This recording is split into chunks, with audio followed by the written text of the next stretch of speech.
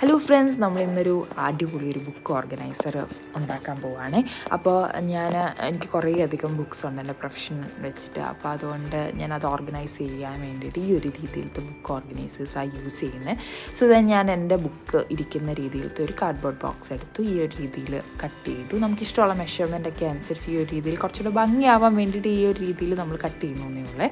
എന്നിട്ട് ഞാൻ എൻ്റെ ആ കോർണേഴ്സ് എല്ലാം ഒരു മാസ്കിൻ ടേപ്പ് വെച്ച് ഒട്ടിച്ചു. കാരണം കുറച്ചുകൂടെ ഒന്ന് സ്മൂത്തറായിട്ടിരിക്കുമല്ലോ. അതിൻ്റെ ബേസ് കൂടെ ഒന്ന് മാസ്കിൻ ടേപ്പ് വെച്ചിട്ട് കുറച്ചുകൂടെ ഒന്ന് സെക്യൂർ ആക്കി ഒന്ന് ഒട്ടിച്ചിട്ടുണ്ട്.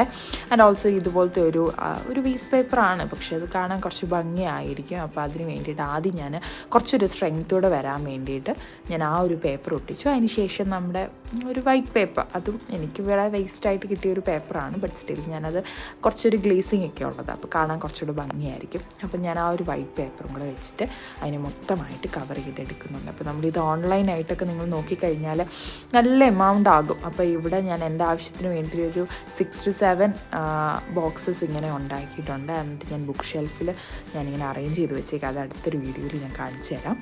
അപ്പോൾ നിങ്ങൾക്ക് ഇഷ്ടമായി എന്നുണ്ടെങ്കിൽ ഇതേപോലത്തെ ഒരെണ്ണം ഉണ്ടാക്കി നോക്കണം കേട്ടോ. എന്നിട്ട് നിങ്ങളുടെ റിവ്യൂ എന്താണെന്നുള്ളത് പറയണം. നമ്മൾ കുറച്ച് സേഫായിട്ടൊക്കെ ഉപയോഗിക്കുകയാണെങ്കിൽ കുറേ നാൾ നമുക്ക് ഉപയോഗിക്കാനായിട്ട് പറ്റും. അപ്പോൾ എല്ലാവർക്കും ഇഷ്ടപ്പെട്ടു എന്ന് വിശ്വസിക്കുന്നു. അടുത്ത വീഡിയോയിൽ കാണാം. Thank you.